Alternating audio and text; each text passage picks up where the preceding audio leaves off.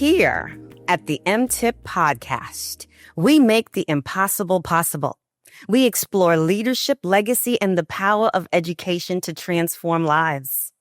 Today, we are honored to welcome Dr. Anthony Lewis, a respected educational leader and visionary committed to equity, excellence, and innovation in public education. Dr. Lewis's legacy of leadership is deeply rooted in service, transformation, and social justice. Dr. Lewis hails from Talladega, Alabama, the husband of one wife, Lady-elect Tiffany Lewis, and the proud father of 6 children. His educational background and credentials are worth more than a mere highlight. Bachelor's and master's degrees in special education, education specialist degree in educational leadership, Doctor of Philosophy degree in educational leadership and policy analysis, graduate of the Samford University Instructional Leadership Academy, graduate of the Howard University Urban Superintendents Academy. But there's more. Dr. Lewis ascended in rank to that of a servant leader. His path was as follows: special education teacher, assistant principal, elementary school principal, district director of elementary schools, assistant superintendent, and now superintendent of Durham Public Schools after serving as a superintendent of the Kansas City schools for 6.5 years. In this conversation, Dr. Lewis will expound upon the notion of legacy leadership as one who carries a wealth of firsthand experience in educational leadership. Welcome, Dr. Lewis. Thank you so much for that warm introduction and energetic introduction, I might add. Yes. It is certainly an honor to have this opportunity to speak with you. I've seen some of the heavy hitters that you've had on this show, and so to choose me is just certainly an honor. I really appreciate it. Oh, no, thank you for gracing us and taking the time, because I know school has started already, too, for you. Yes, for our year-round schools. Yeah. So kudos for a perfect first day, right? And I'm going to say perfect because we're proclaiming that, right? We don't want to accept anything less. We take the positive presupposition. Yes, let's do it. And so was there anything I missed in the introduction? And no, I often cringe when, folks read the bio, and I still have not had anyone to take me up on my suggestion of the next time they introduce me, just simply saying he's an advocate for children. Yeah. And I'm going to tell you something about that. I'm a musician at heart. Okay. And an educator, of course. Okay. Right. And when I'm out and folks read the entire bio, I cringe. So I know the feeling, but you know what? I've learned that it's okay for others. Yeah. You didn't give me the bio. Okay. I put it together. I said, I haven't heard that one. You sure did not. I put this one together. Yeah. Right. And so if you'd like to have it when we're done, I'm more than happy to share it. Yeah, I would love it. And it's interesting, as I was just sitting there listening to that bio, and oftentimes when I hear other bios, it's like, who are they talking about? Right. But then I really take a moment to just stop and pause and consider this is a little country boy from Alabama that came from a single parent home that they're talking about. Odds were against.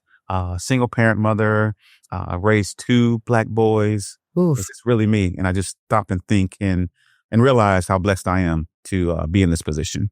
Yes. There was a plan for your life and you're fulfilling it right now. Absolutely. Oh, well, I heard you're a musician also. Trumpet player. Yes. Okay. Well, I don't know how that might sound with the violin, but it's good to know that we're in good company here, right? Absolutely. All right. Well, let's dive into some, since we're talking about leadership and legacy, grounding the legacy. Mm-hmm. So today we're delving into legacy leadership. Dr. Lewis, when you think about the word legacy in your leadership, what does it mean to you personally and professionally? So for me, when I think about legacy leadership, particularly just that term legacy, I think about that that Greek proverb, a society grows when old men plant trees whose shade they'll never sit in. And Mm. interesting enough, from a personal standpoint, during the pandemic, my wife and I started our LLC, a consulting company called Legacy Work Consulting. Interesting enough, Oh, wow. she's in the healthcare field. So she does a lot with the social determinants of health and health equity. She probably should have fired me because I haven't been pulling my end of the bargain in terms of working. But when I have time, I definitely want to look at, ways to provide more support from an educational equity standpoint, But for me, it's about, just what are we doing with the time that we're blessed to have right now? What decisions are we making that will impact generations to come? And so it's not always about the loudest voice in the room, but it's about ensuring that the room hears those voices that are often silenced. And so when I think about just true long-term legacy, when I think about retirement and sitting on the front porch, reading the news, what did I do while I was in the seat that still has a lasting impression?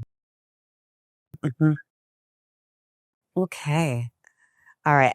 I didn't tell you to bring Kleenex. I should have brought my own because I feel like we're going in that direction. Don't make me do that now. All right. Let's keep going, right? Hey. So as you are looking back at your journey in education, right? What moments actually stand out as foundational to the kind of superintendent you are today? Mm-hmm.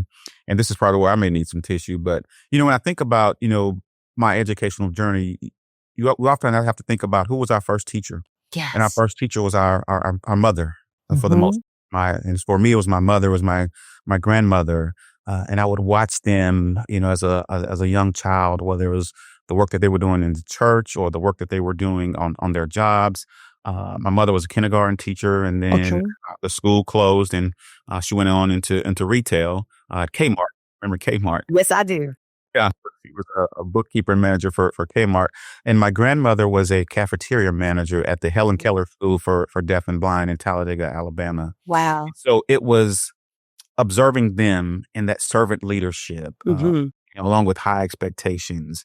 And, we were given the spiel about, working 2 times as hard and proving people wrong about what they believe you can and cannot do, despite the side of the tracks that you come from. Yes. You still can achieve. And so I think that was probably the grounding for my servant leadership. My grandmother, like I said, worked in the cafeteria, but if you walked in that cafeteria, you couldn't tell who the cafeteria manager was. She was a manager, but you could feel that because she was on the front lines, and so that really grounded me in terms of servant leadership at that point.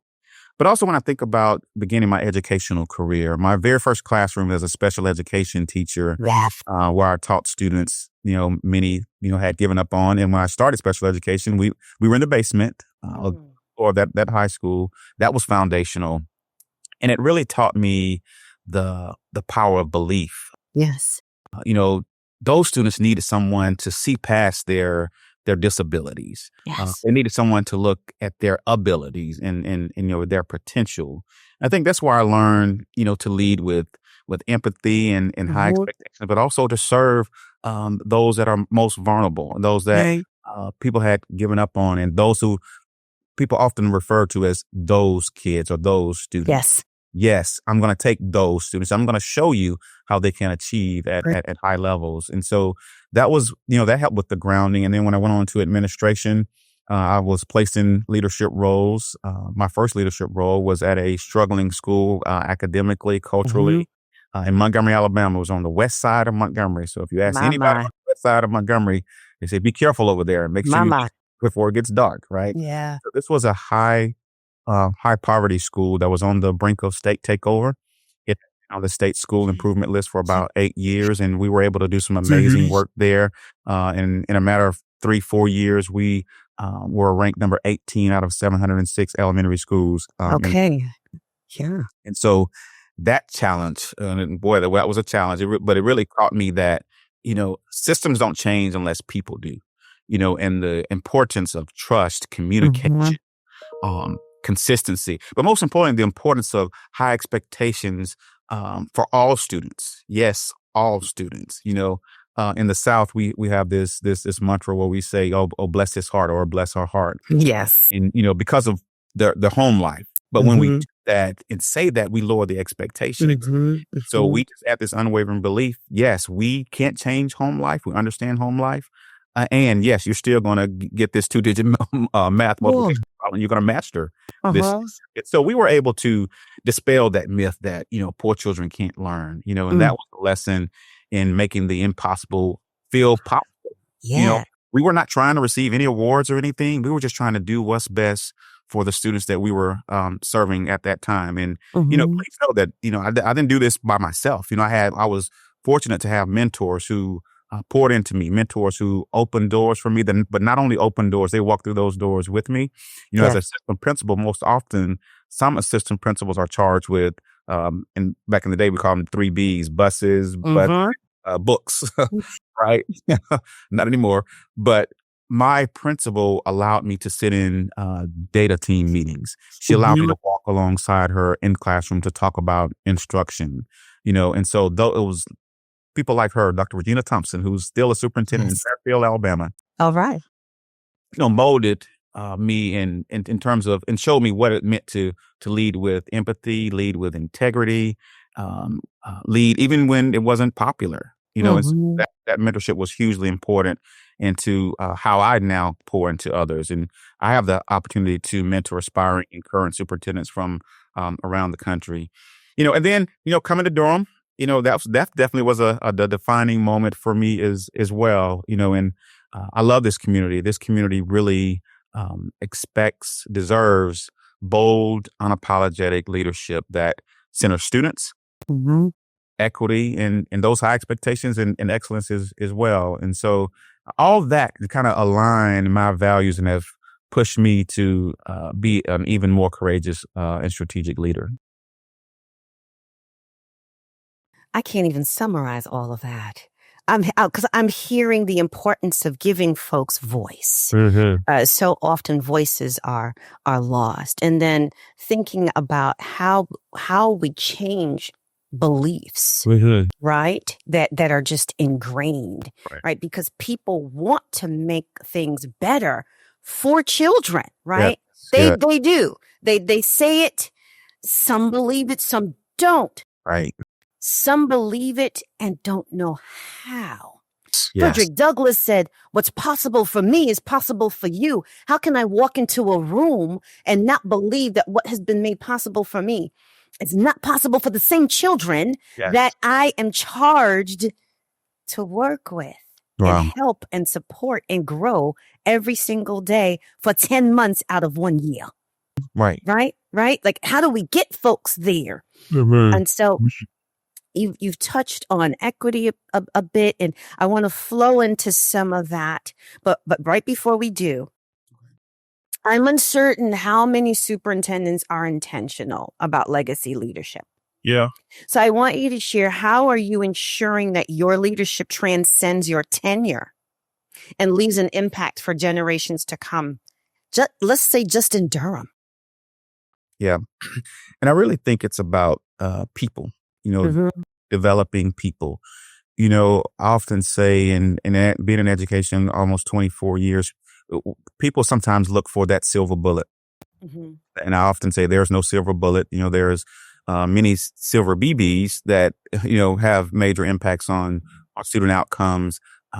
There's nothing new under the sun. There's no new shiny product that we can purchase or program that we can purchase.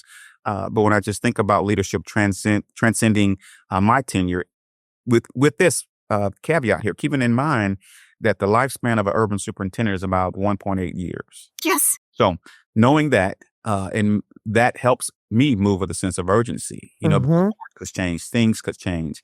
And so I think it's about developing people, because policies, programs, initiatives can all change, but it's the people that carry the culture forward. And what we're so fortunate to have here in Durham is people who have been here a long time. Oh, yes. Love Durham and want to remain in Durham. No matter who's at that leadership role, the people will be here. And so for me, whether it's mentoring that first year principal or empowering our central office leaders to think differently or to think strategically, I think it's important to invest in building that leadership capacity at every single level. And so if I am, succumb to the statistics of 1 to 2 years, that work continues. I don't plan on it. Plan on being Of course. on time, right? Let me be clear. Yes. But Very clear. be very clear, right? I plan to retire here, Good deal. Right, right. But, from just operating systems, from instructional practices, as a leader, it's important for me to build those sustainable systems. I often talk about standard operating procedures, Mm-hmm. to talk about setting this system up for future success. And so once you create those systems, they don't rely on one person or one position. They are here, for a while. And so if I left, after a year, would this continue? Would the same intentionality? Would the same work continue with the same integrity? And so if the answer is yes, then we're doing something right. So I think it's also about empowering, others. I Yes. actually try to make space for other voices, especially those that are often unheard. When I often visit schools, I go to those cafeterias, not just because my grandmother was a cafeteria manager. That's largely why I go to the cafeteria. But there are leaders in the cafeteria as well. There are leaders in our EC classrooms, our exceptional children's classrooms. I ride school buses. There's a leader in the school bus, right? And so You ride the school buses. yes. Say that again. Yeah, I ride the school bus. Yeah.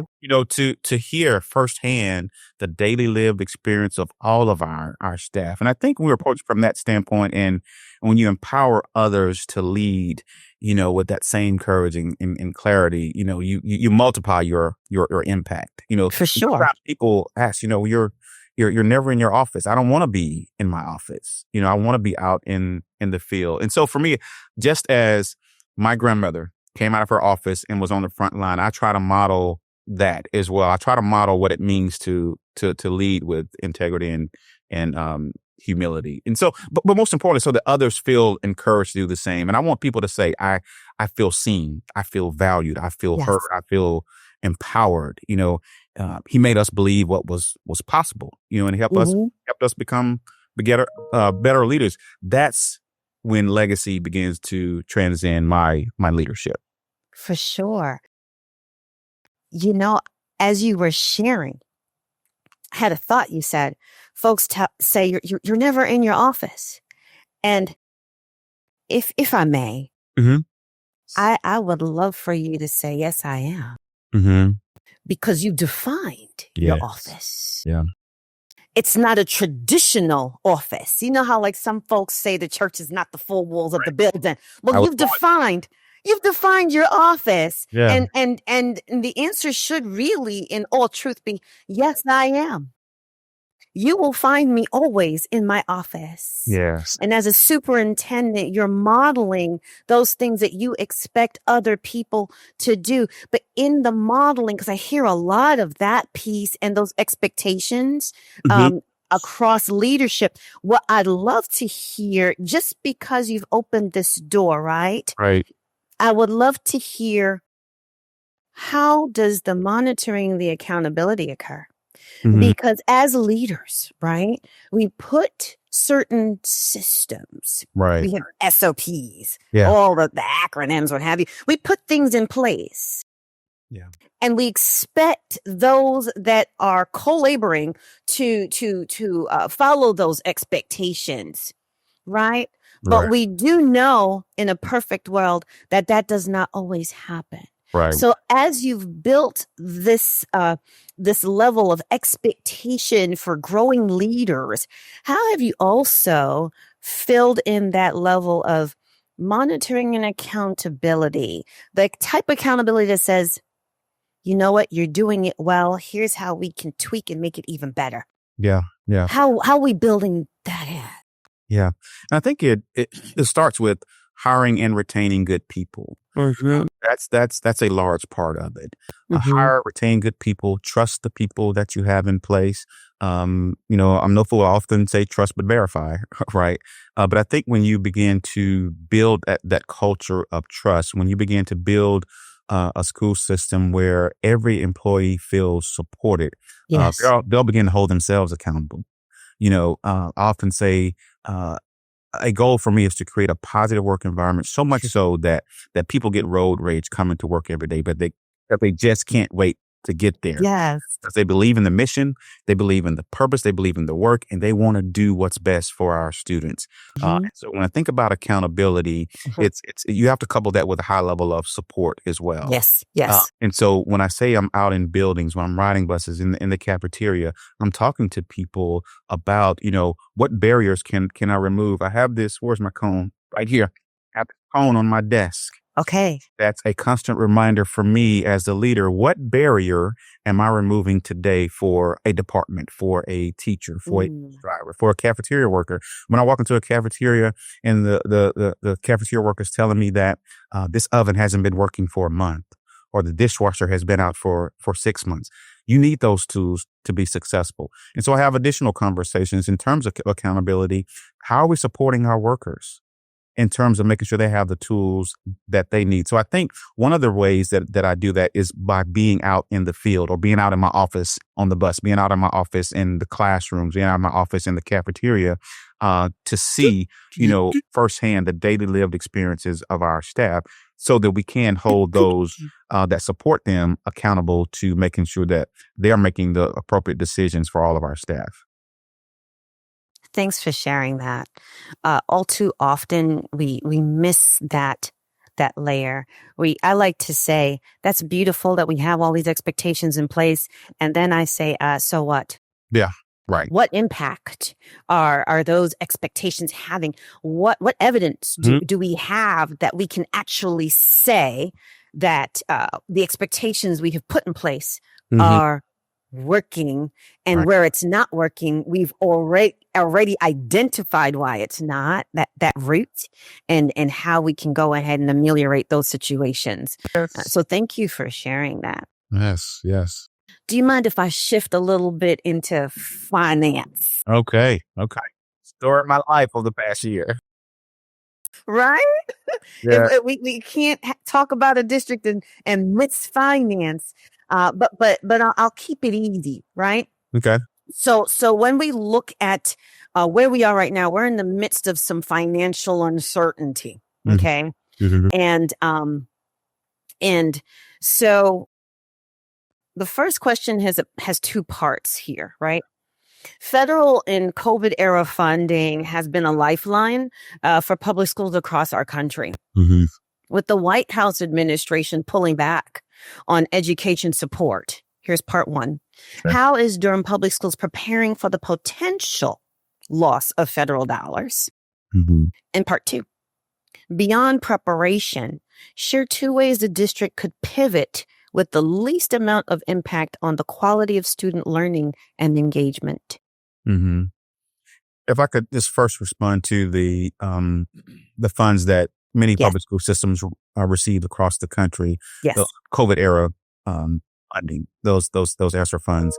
I don't know if there will ever be a time in my educational career that we'll receive that type of funding in public education. And so I was in Kansas at that time. And so what we tried to do was not necessarily spend those dollars, but invest in those dollars. Again, connecting back to legacy.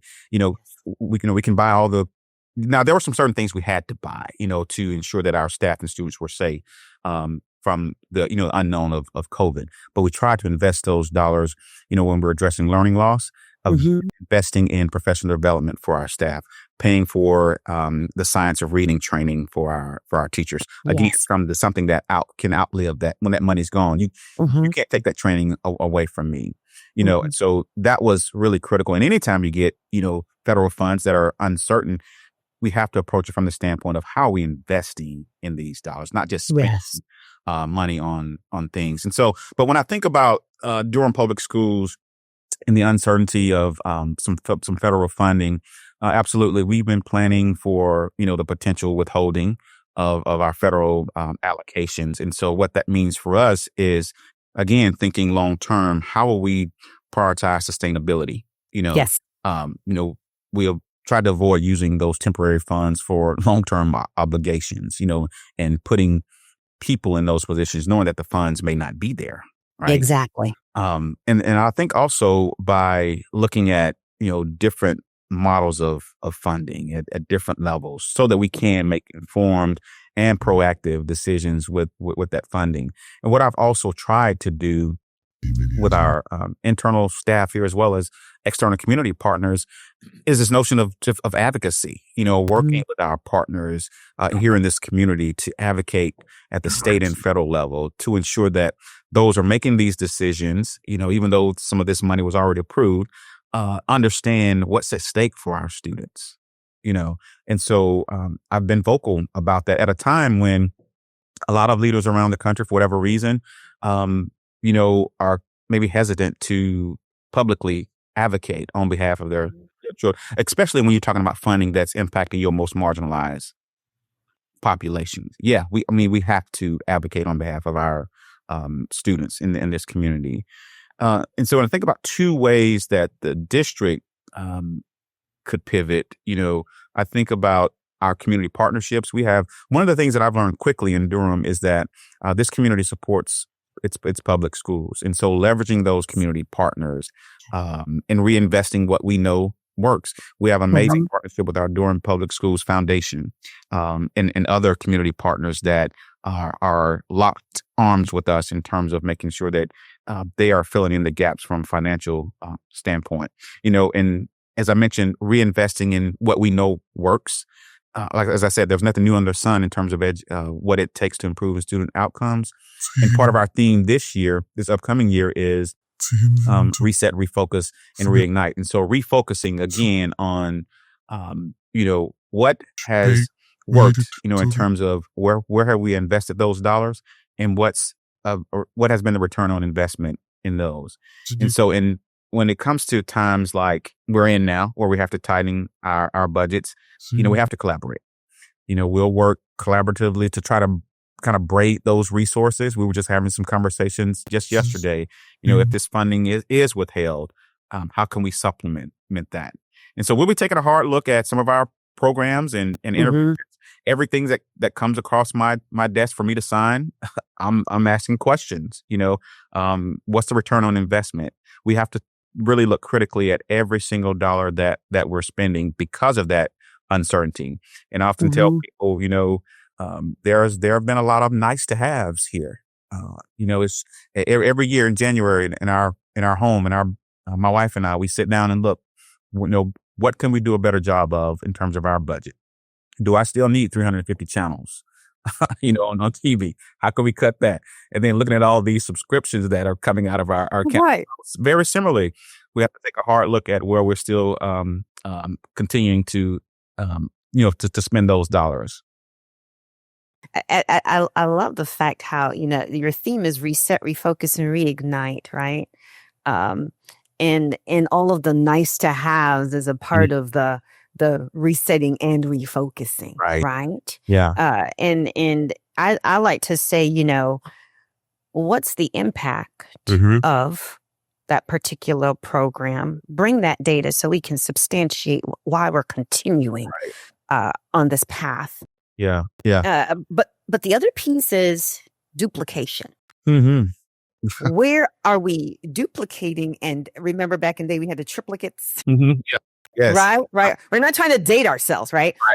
But how is that beneficial when we're duplicating certain things or multiple roles are the same? Right. And like how do we toe that very sensitive line when those come across your desk, so that we can actually refocus and reignite what needs to happen? Yeah. Yeah. And that's been the case here in Durham, where we've had some duplicates of systems, supports, that we were spending money on two different products that are doing the same thing. And so as a new leader coming in, and we're talking about leadership, that requires bold leadership to communicate. Yes, I understand we have been using both programs. We only need one, and so while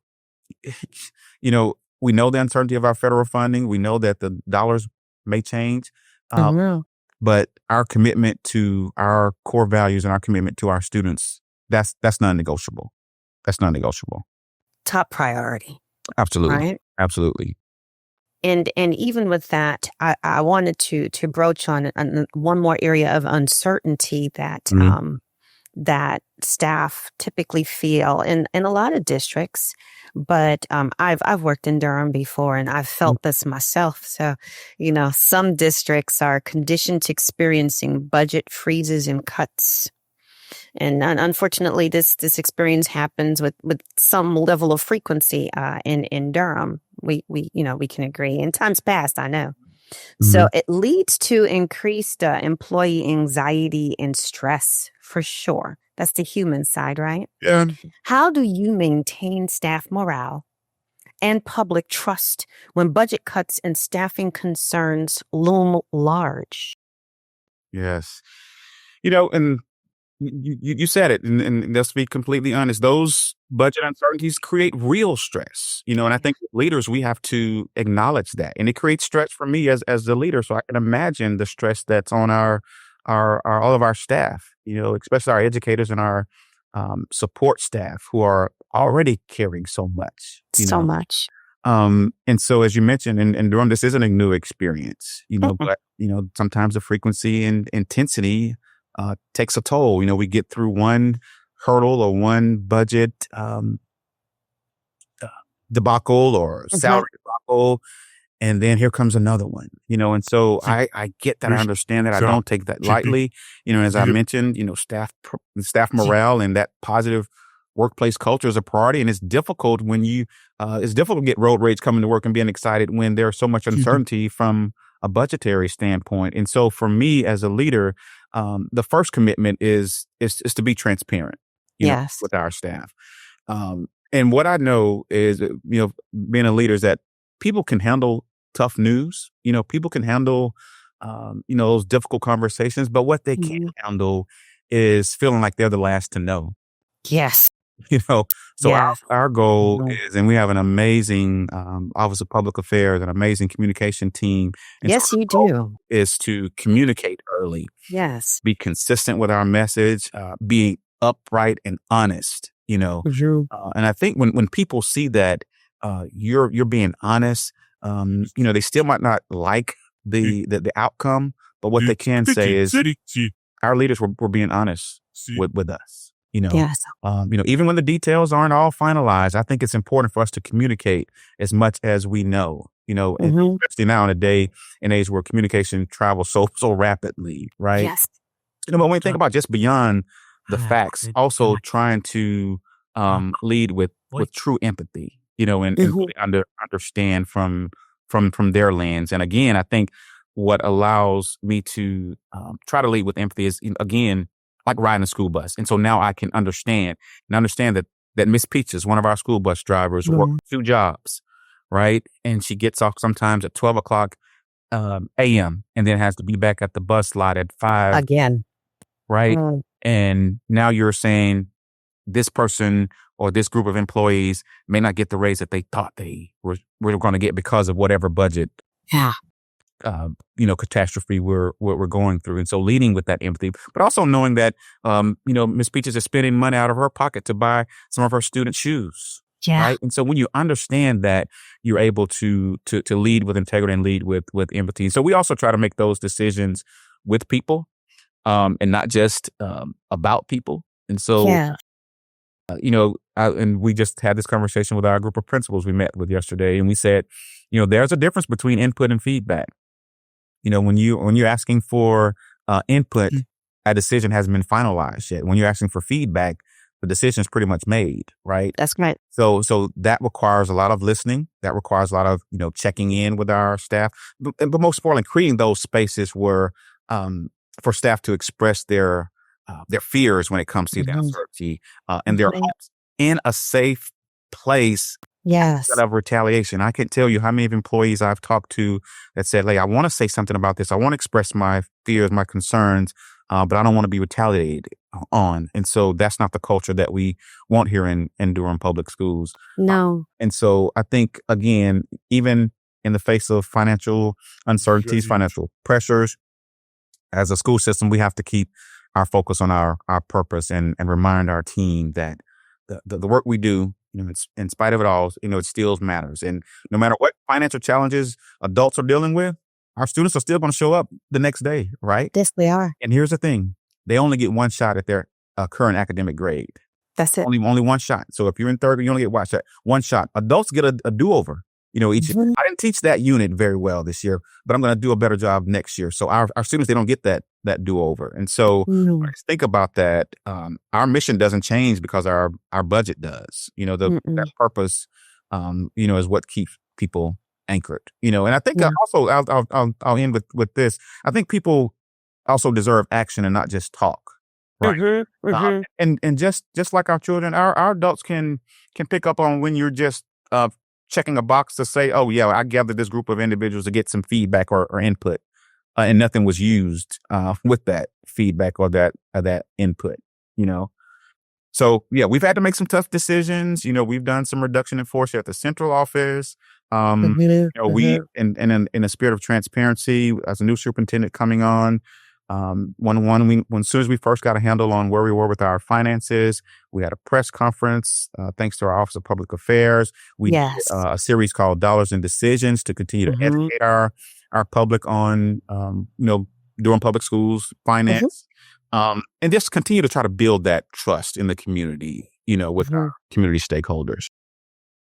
That's a natural transition, into our equity and innovation, community engagement. I just want to ask you a question in that area.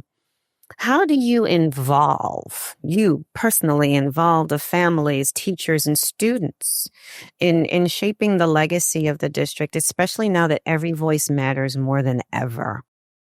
Yeah. Right? Because that comes with the communication piece, right? If communication, as I like to say, communicate multiple ways, multiple times, almost to the point of ad nauseum, because people are able to regurgitate it and they don't know why, but they've been conditioned and that message becomes ingrained. Yes. So we communicate multiple ways, multiple times in different ways, two-way feedback. Yes. Right?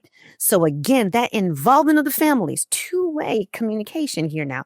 How do you involve our families, teachers, and students in shaping the legacy of this district, especially now that every voice matters more than ever? Yeah. Yeah. I think it's just that, we as a school system, we have to create those inclusive structures for, true engagement, communication, not one way, as you mentioned, not one way, but two-way communication. We just purchased a product that will allow us to do that, have that two-way communication with our families.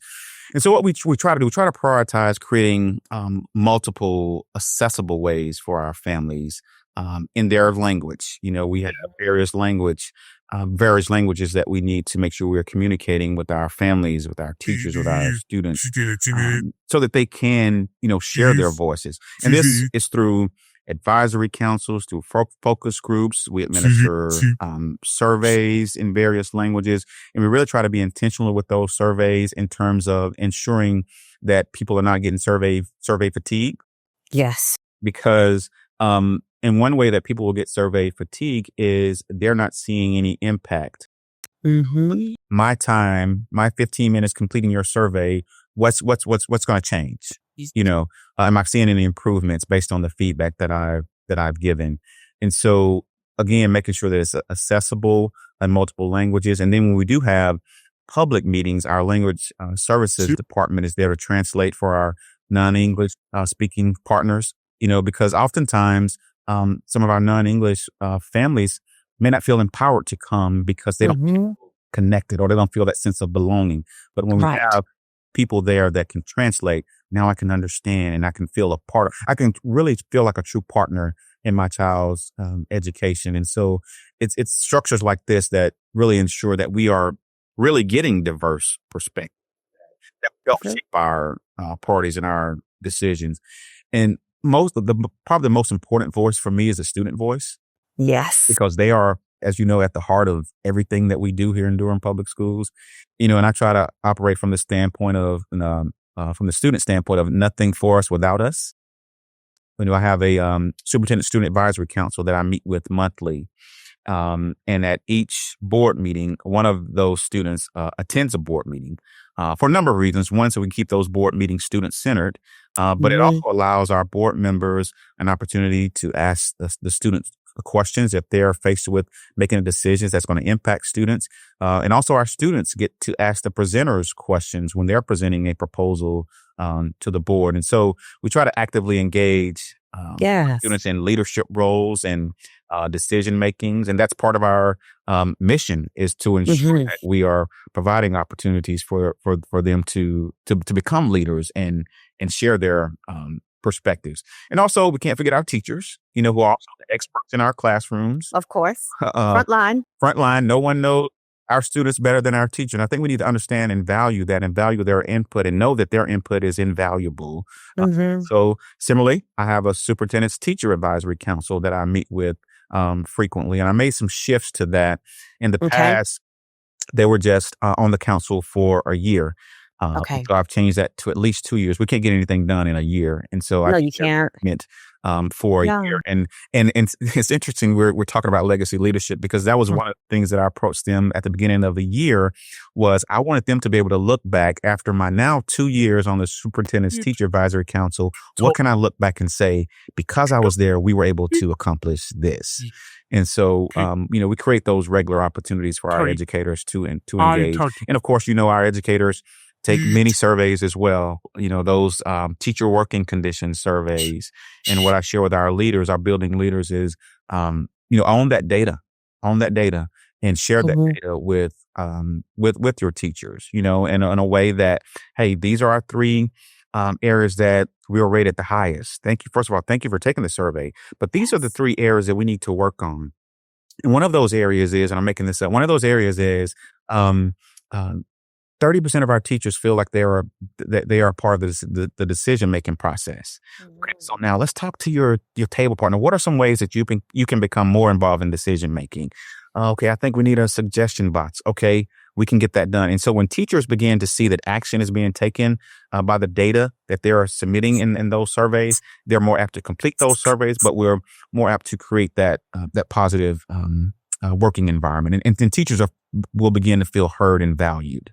I'm sure your communications team will eat this up and run with it when we talk about the superintendent's teacher advisory team and the impact that the team has had on the district, on outcomes for the district, because they were there for two years. And it shows that you implemented this shift. I don't want to call it change. It's just a shift, right?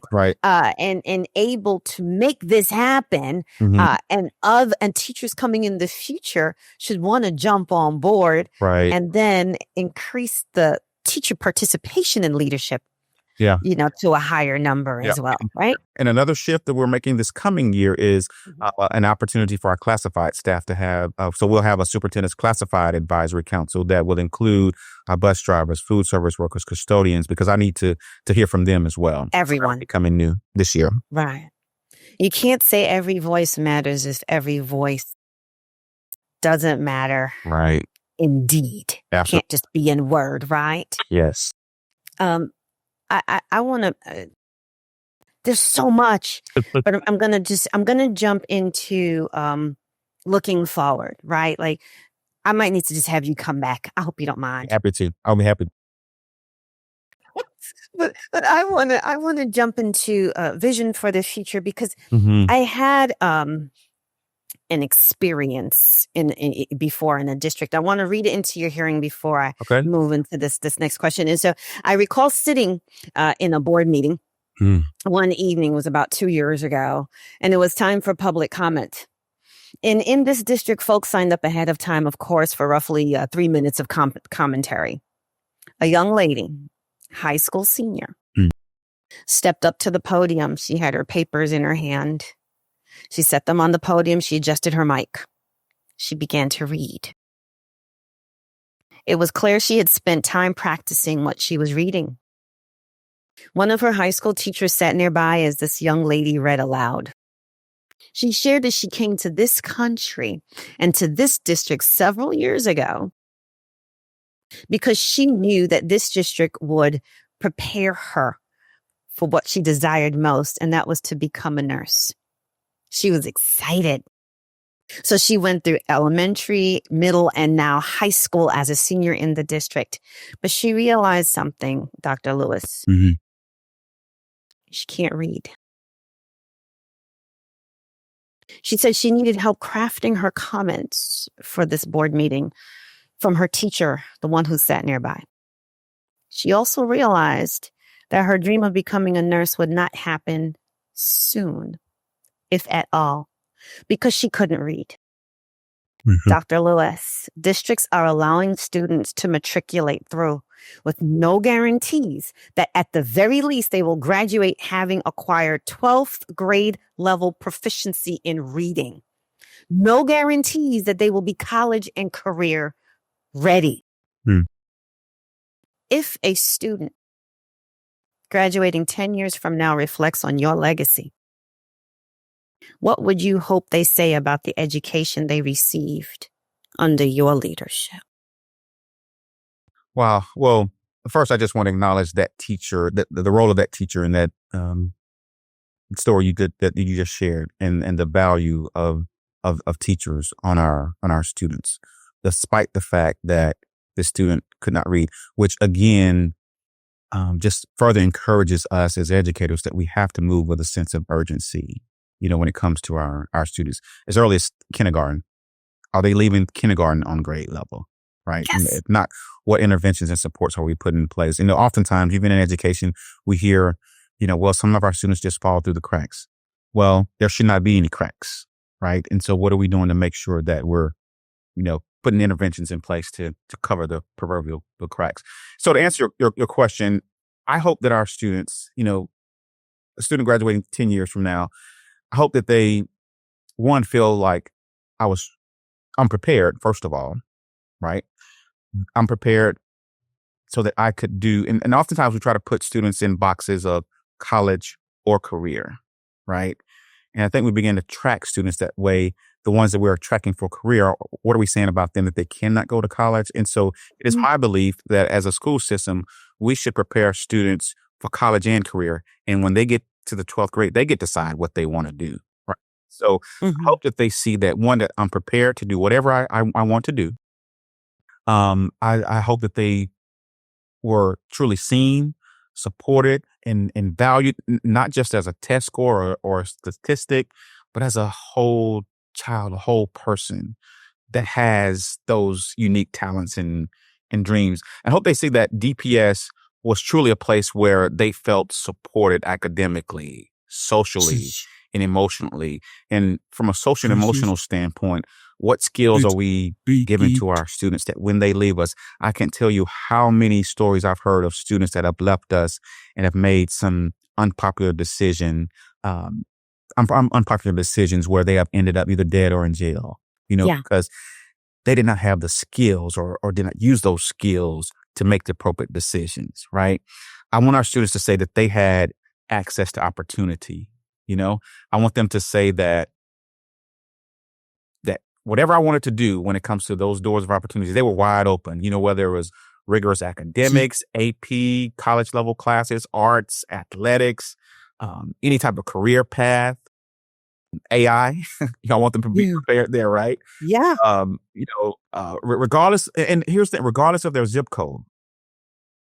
So I don't want a certain group of students to say all that. I want all of our students to say that, regardless of what school they came from or what side of town they lived on. And as I mentioned, part of our mission is to empower every single student to innovate, serve, and lead. So I want them to say that I'm prepared to lead and serve in this community. I hope they feel prepared, not just, as I mentioned, for college, but for college and career, but also for life as those true, thoughtful, and compassionate leaders. Back when critical race theory was a thing. I often say, one, we're not teaching critical race theory in our public schools. What we are doing is teaching our students to think critically for themselves. So that's what I want them to leave and say, yes, I am a critical thinker. So much so that when that DPS, I want them to say the DPS didn't just settle for me just to be a good student, that I'm just good enough, but push me relentlessly for equity and for excellence. And I'm prepared to change this world, because when I think about the adults that are in some positions today, when I think about some adults that have made some terrible choices, when I think about the police officer who murdered George Floyd, I think about where was the missed opportunity during their K-12 career that they were not given an opportunity to value differences. Yes. Right? And so that's what I want our students to leave with. And so if I leave behind that kind of impact, I'll consider my legacy fulfilled. You know, I think about, as you share, it's when we're cooking, we have options as to which ingredients we can use. And typically it's in that variety of ingredients that we get the best flavor. Yep. Not one single one. Right. But the variety, right? Absolutely. What's one lesson you hope future superintendents and educational leaders across this country will learn from your approach to legacy leadership during times of uncertainty? One, that leadership is not popular, and if you get into leadership to please everybody, you're probably in the wrong field. I had a mentor that once shared with me, if you're getting into leadership to please people or to make people happy, you're probably better off getting a job at Disney World or selling ice cream somewhere. And so I would say to those leaders, lead with purpose, not panic. You know, the lesson I hope future leaders carry with them is this: even in the most uncertain times, lean into that. But most importantly, never lose sight of your purpose as a leader. Never lose sight of, you know, the purpose of that organization, the mission and vision of that organization. And when we're talking about legacy, I think true legacy is built in those hardest moments, right? You know, it's amazing. It's easy to lead when things are going well. Oh, yes. But true legacy leadership is shaped when there are crises. And boy, there have been some crises here in Durham Public Schools, and there are crises in public education across the country. Yes. As leaders, it's how we show up when people are uncertain, when people are anxious, and when the resources are uncertain, as we talk about, resources are tight, when that path ahead is unclear, when that the light at the end of the tunnel, you're not sure if it's a train light or it's a true light at the end of the tunnel, right? I think that's when trust and when transparency and integrity matters the most. And then last, I'll just say, you know, center equity.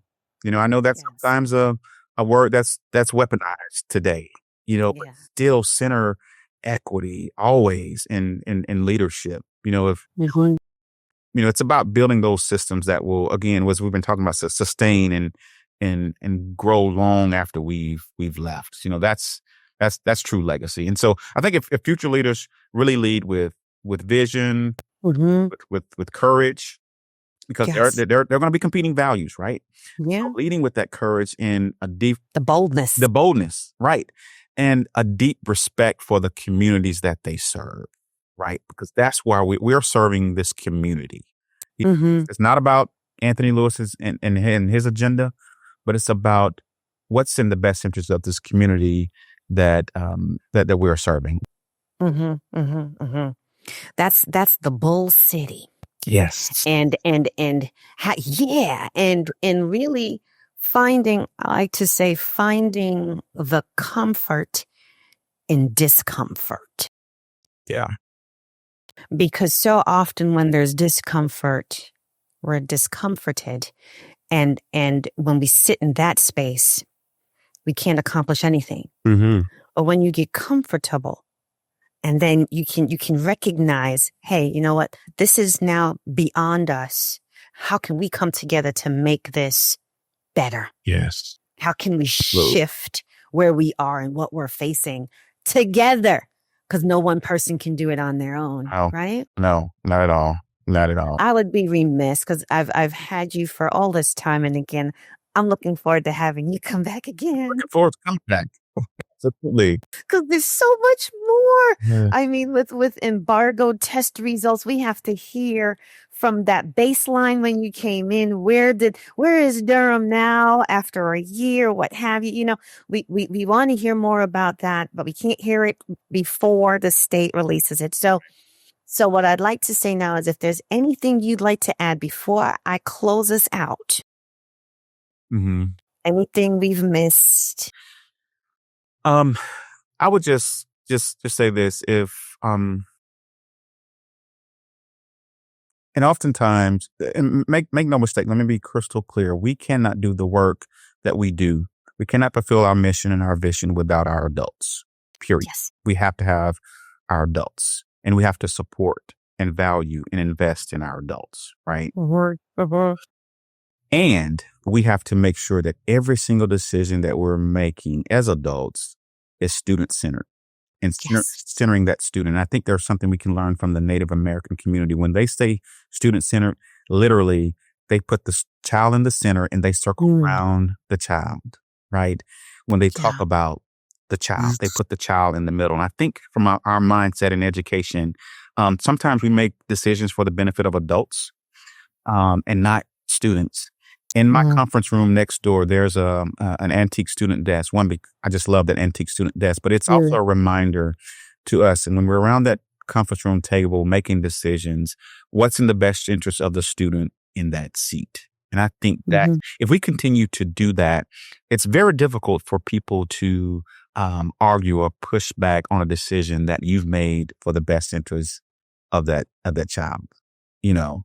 And then lastly, I'll just say, if there's one thing that I've learned on my journey, is that leadership is not about having all the answers, because you won't. Leadership is about having people around the table that are smarter than you. It's about, most importantly, holding on to your vision when the answers aren't clear. And trust me, the answers won't always be crystal clear. Yes. But in Durham Public Schools, we're trying to prove every day that through bold, equity-centered leadership, our students can thrive. Our students can thrive, and that's the hope. You know, I often say that hope is not a strategy, but that is our goal in Durham Public Schools, and that's the legacy that I want to build here. You know, and that's the kind of leadership I think. You know, I think that's the kind of leadership that all of public education deserves. And here's the thing too. When we think about true legacy, yes, we have to make decisions for the students that are in the seats today. And 2 of those students in Durham Public Schools live with me. And so it's personal for me, not only for the students that I get the amazing opportunity to serve, but it's personal for me. And then just 3 weeks ago, we were blessed to have our first grandchild. And Oh, wow. proudly, Congratulations. Yeah. thank you. And he proudly wears his future DPS grad onesie, right? And so that's legacy. That's the type of decisions. Those are the type of decisions we have to make for Camden, who's coming up very soon. Yes.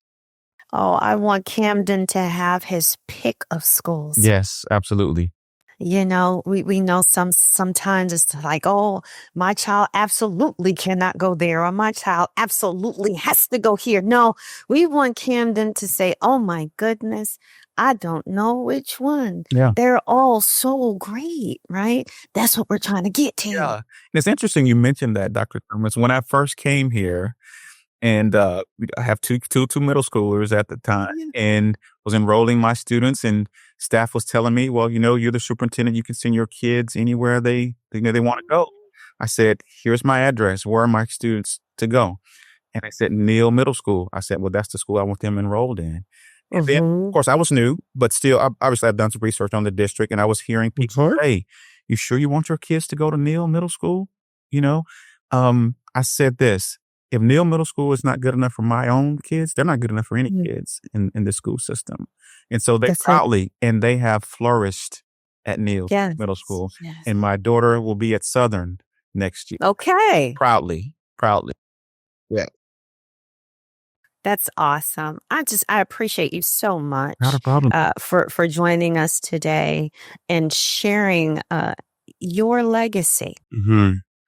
current, past, and future. Yes. Sharing where you hail from, why you are who you are today, your why. Yes. Sharing about your family at home and the Bull City family, because those are all families for you now. Sharing your non-traditional office. Yes. Sharing the importance of voice. As we close, I just want to say, Dr. Lewis, you've shared salient points with us today regarding legacy leadership. Points that we should reflect upon and allow to give us hope, even in the areas where we serve respectively. You are managing and executing on critical deliverables, improving outcomes for students in a sustainable and enduring manner. I thank you for joining the MTIP podcast today.